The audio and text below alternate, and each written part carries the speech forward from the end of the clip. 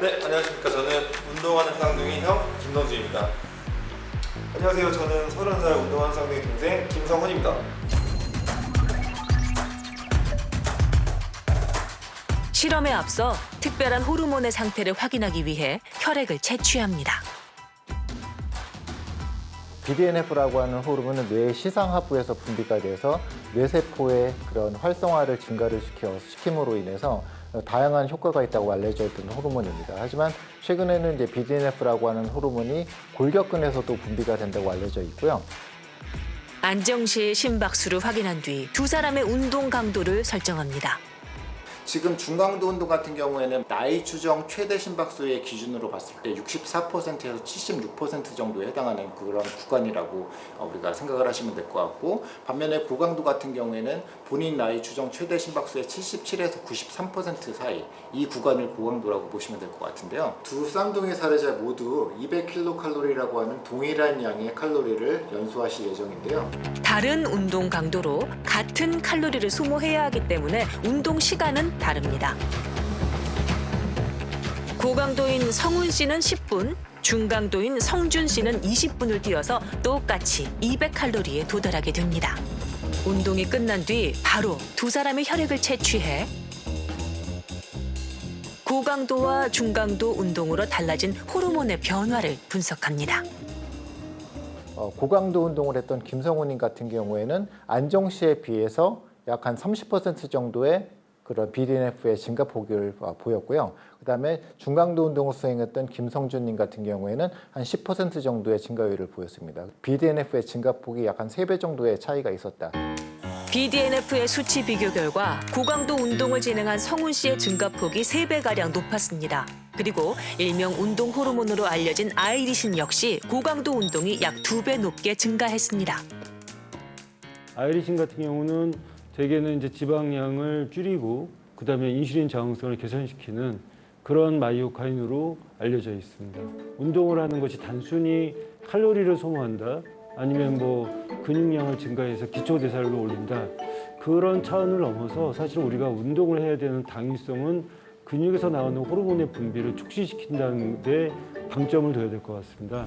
장내 미생물을 연구하고 있는 이선재 교수. 자신의 전문 분야와 관련된 자가 실험에 도전합니다. 기존의 저탄고지 다이어트가 이제 당장의 그 지방을 태우는 데 초점을 맞췄다면 저희들의 포커스는 이 저탄고지가 마이크로바이옴 변화에 더 역할이 있다고 보기 때문에 이제 마이크로바이옴 필요한 이제 식이섬유를 적절한 양을 계속 섭취하는 것을 좀 더 가지려고 하고 있습니다.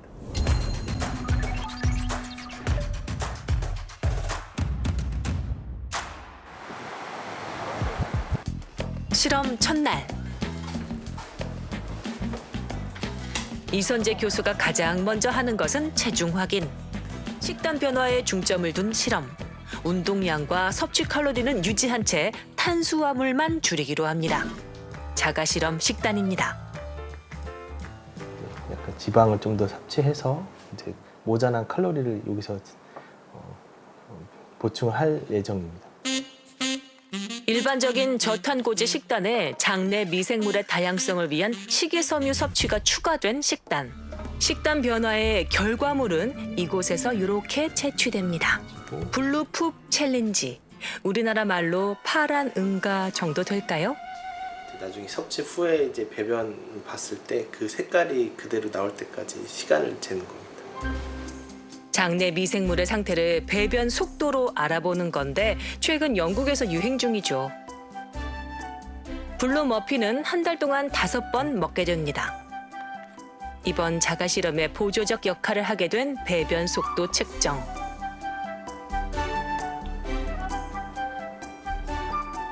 성인 평균이 한 18시간 정도 돼가지고요. 그래서 한 하루 조금 넘게 시간이 걸릴 거로 예상이 되고, 6월 20일 저녁 식단입니다. 생선 요리도 좀 더 했고, 고기도 가고, 두부도 많이 했고, 지방을 좀 더 추가하려고 이제 견과류를 여기다 좀 더 넣었습니다. 모자랄 것 같아서 연어까지 해서 먹도록 하겠습니다.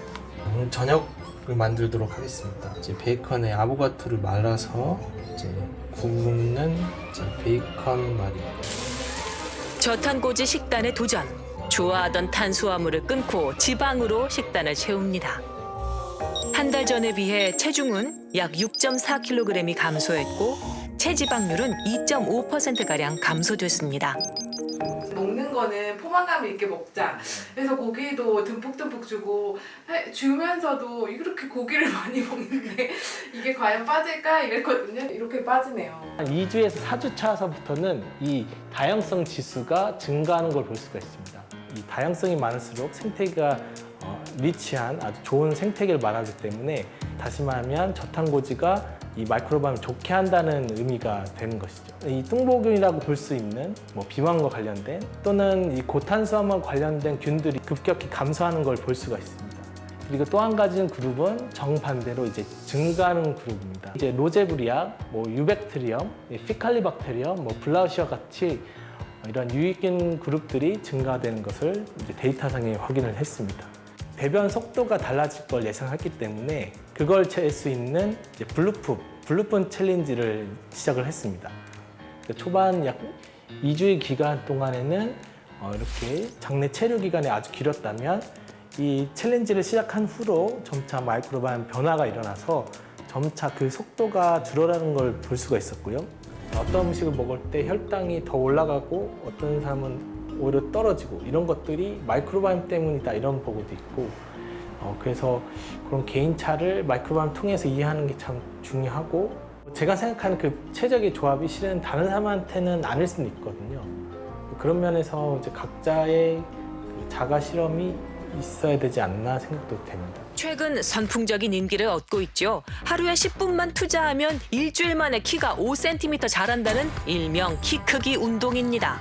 키가 큰다는 사실에 의문을 품은 서재덕 교수와 조금이라도 키가 크고 싶다는 김하경 씨, 그리고 SBS 스페셜 조연출 황지민 씨가 도전장을 냈습니다. 세 사람은 전신 엑스레이를 촬영한 뒤 본격적인 실험 준비에 돌입합니다. 장소도 가리지 않고 매일 10분씩 키 크는 운동을 합니다. 변화가 느껴지나요?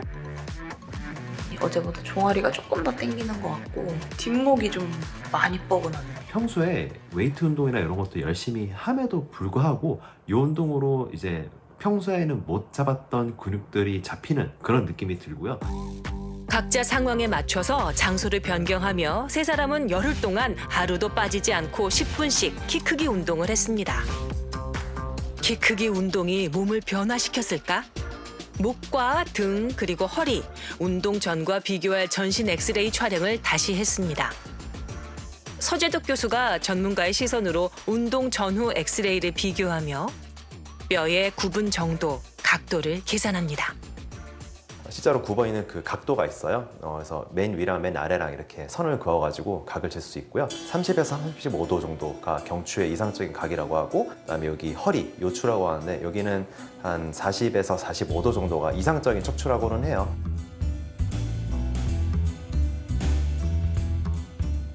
서재덕 교수의 경우 등뼈의 각도가 커졌고,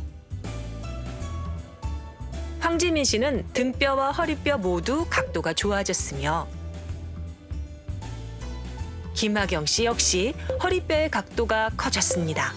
자세가 교정됐다고 볼 수 있는 긍정적 변화가 생긴 겁니다.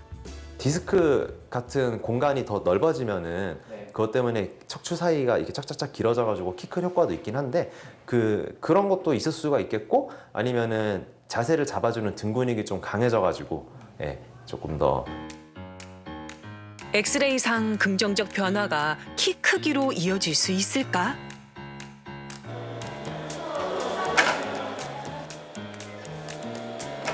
세 사람이 다시 키를 측정합니다.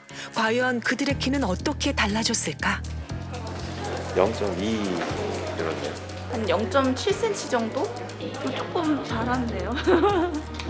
0.3cm 컸어요. 세 사람 모두 키 크기 운동으로 인해 조금씩 키가 커졌습니다. 하지만 키가 자랐다고 볼 만큼 유의미한 결과는 아니라고 합니다. 이게 키가 자란다라고 보기에는 조금 틀린 관점일 것 같고 척추 정렬이 좀 올바르지 않았던 게 조금 더 좋아진 부분들이 좀 있거든요. 그런 것 덕분에 키가 숨겨져 있던 키가 조금 이게 나타났다라고 볼 수 있지 않을까. 체형 변화를 위해서 뭐 이런 운동 좀 필요할까요? 사실 안 하는 것보다는 전 이득은 많다고 보고요. 좀 많이 써야 되지만 그동안 소외됐던 근육들이 많이 자극되는 걸 느꼈거든요. 그래서 뭐 키 크기 목적뿐 아니더라도 그냥 일상생활에서 틈틈이 5분, 10분 정도 이렇게 1시간 앉아 있다가 일어나서 잠깐씩 해주고 하면은 훨씬 더 좋을 것 같아요. 늦은 밤 그러니까 영상 프리랜서 직업인데 이게 저 같은 경우에는 마감 기한 안에 이걸 이제 넘겨주면 그 안에 이제 더 많은 일을 받을 수 있으니까 그것 때문에 밤에 몰아서 집중되는 시간에 확 몰아서 하는 그런 습관이 들었던 것 같아요. 잠자는 시간 같은 경우에는 보통 7시에서 8시가 평균인 것 같고 일찍 잔다 하면은 5시인 것 같고요. 아침 새벽? 네, 새벽 5시 정도인 것 같고 그거 좀 늦게 잔다 이러다 싶으면 11시까지도 못 자는 경우가 허다하고 일어나면 이제 상쾌해야 되는데 머리가 계속 찌푸나가다던가 스스로도 이제 계속 이제 주의 산만하고 식욕이 없고 여기 침샘이 엄청 붓는다던가 아니면 구내염이 항상 심한다던가 그리고 어떤 것을 할 때 항상 피곤해한다던가 제가 한번 해보고 싶었던 게 이게 정말 저는 수면이라고 생각하는데 원인이 수면을 이제 일찍 자고 일찍 일어나면은 이게 수면 질도 좋아질까?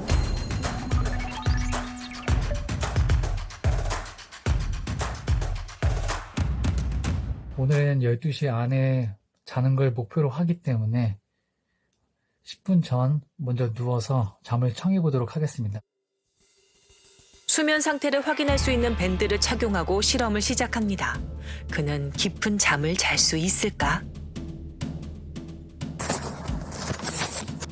안녕하세요. 현재 시각 8시 51분입니다. 첫날이라 그런지 모르겠는데 12시에 누웠는데 한 3시까지 잠이 못 잤던 것 같아요. 계속 누워서 뒤척이고 미치겠는 거예요.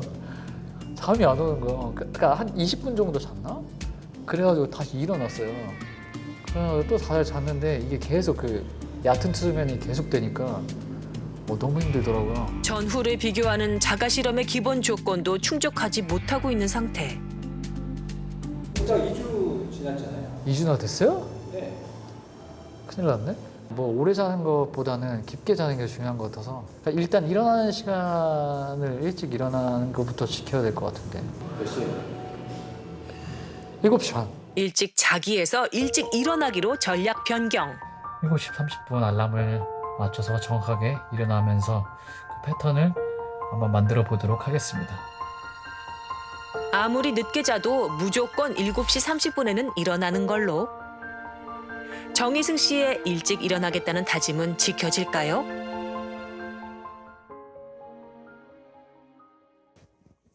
아침 7시 35분 기상. 성공입니다.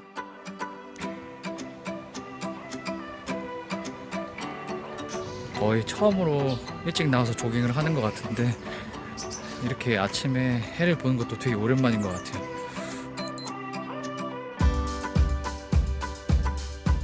이 주 만에 아침형 수면 패턴에 적응했고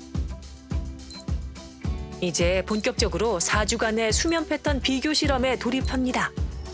잠자는 것도 뭐 네, 처음에는 그게 어려웠는데 이제 잠을 자면은 한 15분, 20분 안에 자는 것 같아요. 어떤 걸 하더라도 이제 피로감이 덜 하니까 그래서 그런 거에도 많은 변화가 있는 것 같아서 저는 이게 더 맞는 것 같아요. 아무리 늦어봐야 8시 30분에는 일어나는 것 같아요. 또 깊은 수면이 계속 나쁘지 않은 것 같아요. 총 수면 시간이 적응기에 떨어졌다 실험 전보다 높아졌고 수면 상태 수치로 평가된 수면 점수도 대폭 상승했습니다. 수면의 질을 좌우하는 깊은 수면과 렘 수면 시간도 큰 폭으로 늘어났습니다. 제일 중요했던 게 가족과의 시간이 많이 없었는데 아침, 점심, 저녁 이렇게 똑같은 일반적인 사람들과 비슷한 패턴을 맞춤으로써 뭐 친구들도 그렇고 관계에서도 많은 긍정적인 변화가 있었던 것 같아요.